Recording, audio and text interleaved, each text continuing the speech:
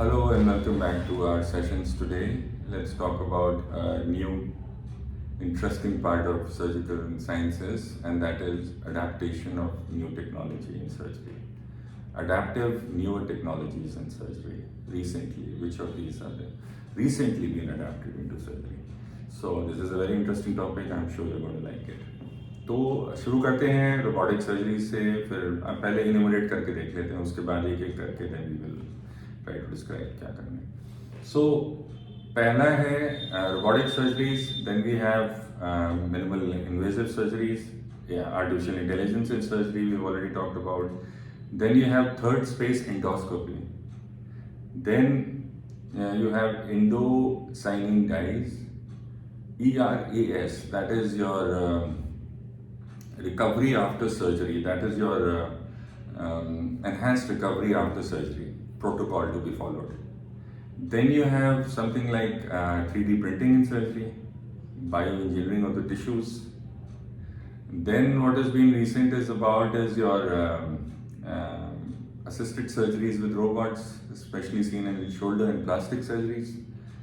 And then if you go a little further, you have another research in surgeries, which is like in surgical sciences, which is your cancer research, metabolic surgeries and research. Then you have a lot of other subtopics in which we can talk about, such as wound healing.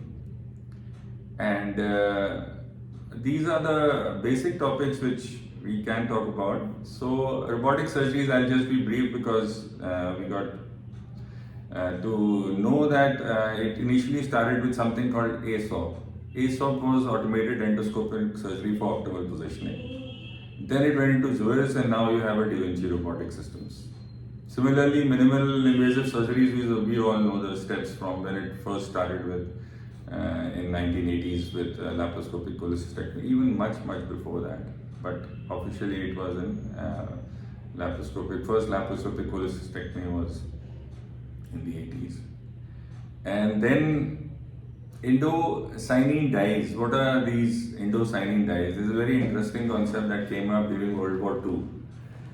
But they got incorporated into this thing in Mayo Clinic. That was way back in 1957.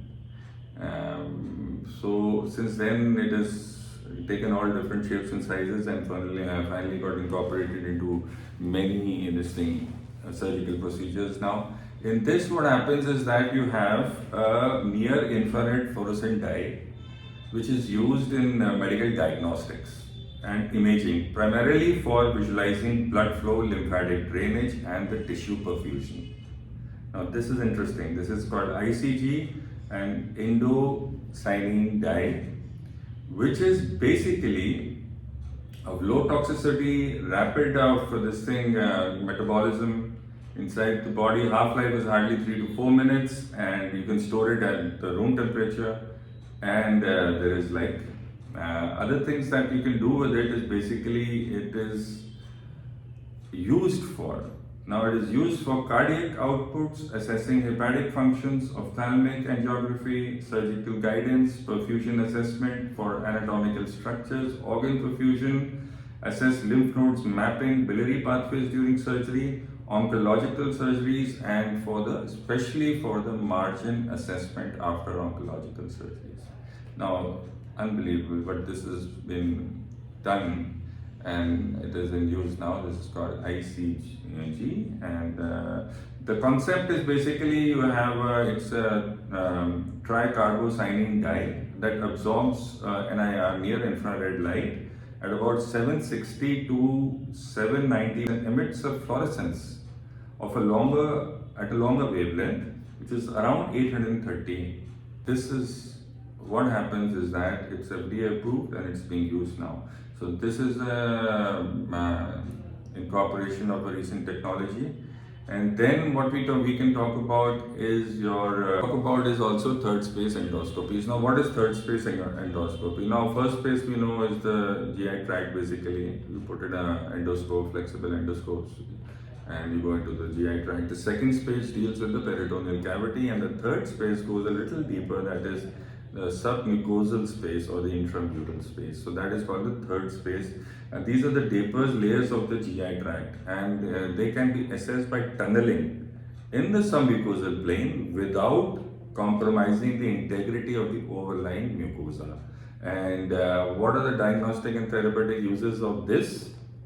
Is that it helps in drug deliveries, removal of mucosal lesions, biopsy of nerve or muscles, harvesting of the stem cells, placement of stimulating or monitoring devices within the body, and reshaping anatomy such as in myotomies for achalasia cardia and such as POEM, per oral endoscopic myotomy, POEM. Other sub forms of poems are E-poem, that is esophageal poem, and gastric poem, that is G-poem.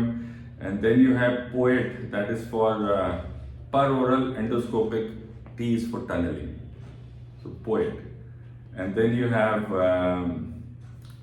other combinations, but basically it is used in esophagus, and especially after chemo also you can use it.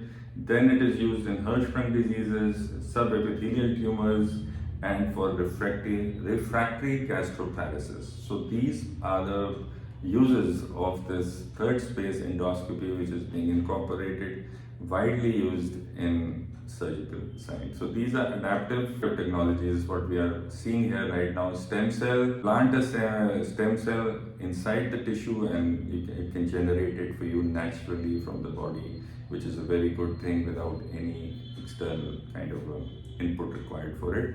So these are details which we'll have to go into deeper. But third space endoscopy I was talking about was discovered and named by Khashav and Pasricha in 2013. So it is this recent, but it's now incorporated third stage. So we talked about ICGs, endoscopy, and there is now what the trend is coming into, that from a surgeon seeing, feeling, and manipulating all tissues inside the body to operate, now you are going to be switching over to your robotic sort of dependency, and that is what is happening in surgery now. This is all I can tell you a little bit about what is happening in the recent technologies which are emerging into surgery at the moment, but we will talk about it a little bit later.